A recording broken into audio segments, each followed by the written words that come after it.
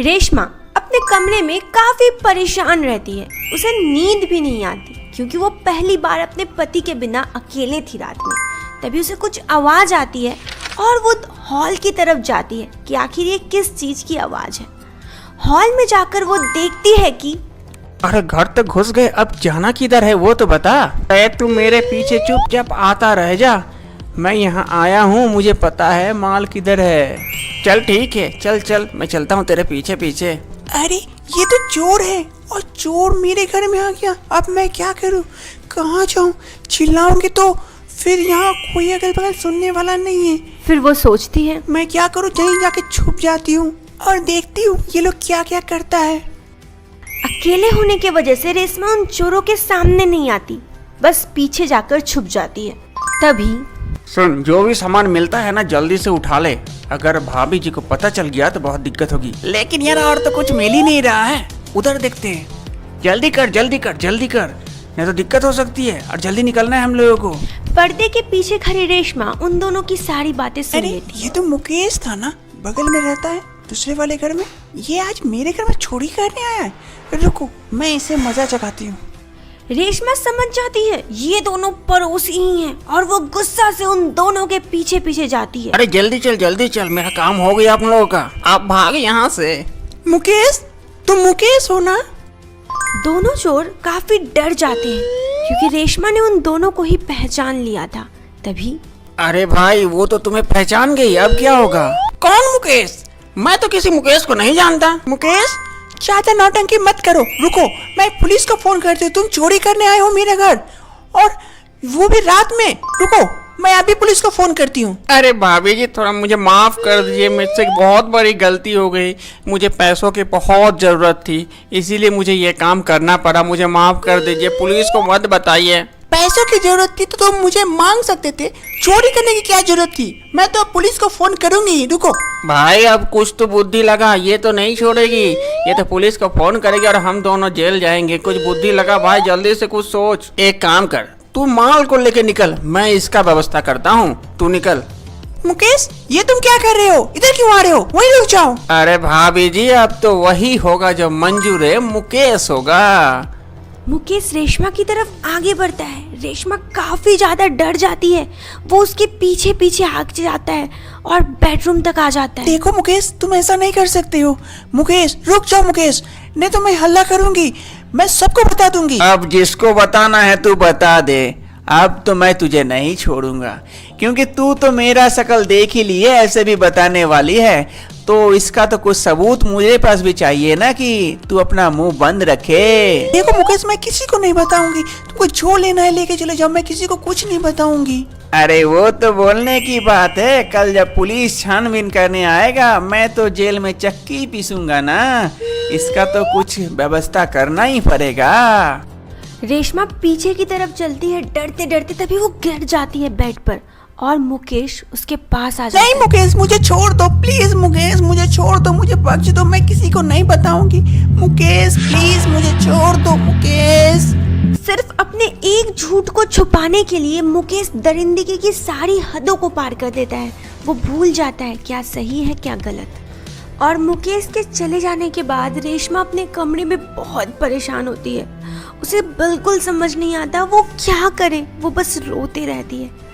गौरतलब है ये बात 2 दिन पहले की है, जब रेशमा के पति को उनके बॉस उनके ऑफिस के केबिन में बुलाते हैं। सर आपने मुझे बुलाया?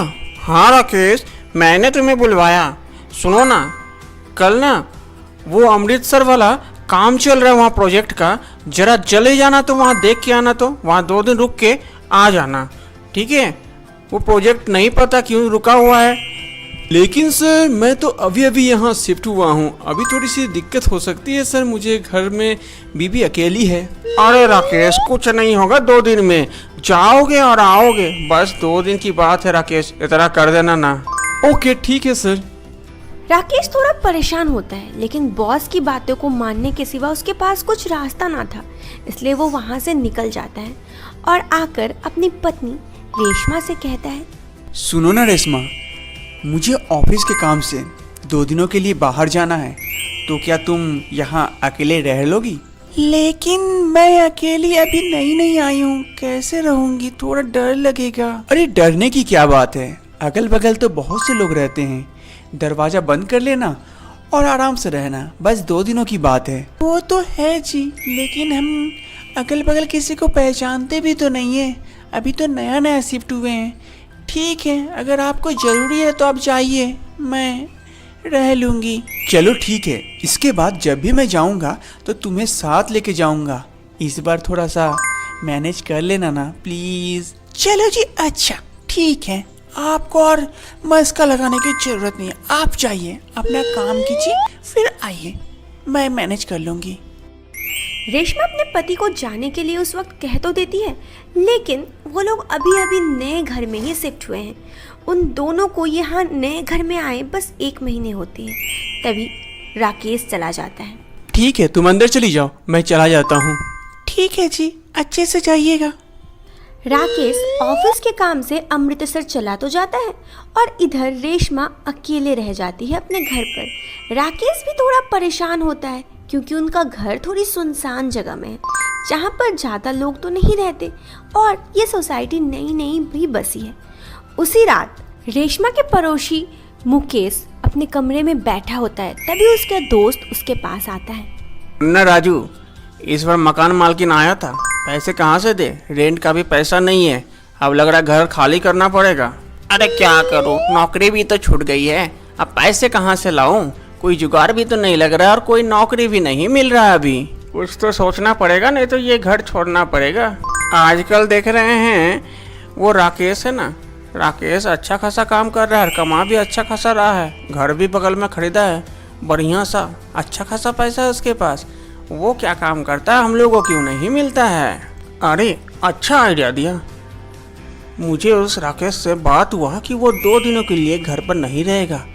अगर हम लोग चोरी छुप के उसका घर में घुस के कुछ माल दबा ले तो कैसा आइडिया है? आइडिया तो अच्छा है, लेकिन पकड़ में आ गए तो जेल में चक्की पीसनी पड़ेगी। अरे नहीं पता चलेगा, मास्क लगा के जाएंगे और किसी को कुछ दिखेगा भी नहीं, बस घंटा भर में अपना हाथ साफ करके आ जाएंगे। चल तू बोल रहा है तो ठीक ही आइडिया होगा।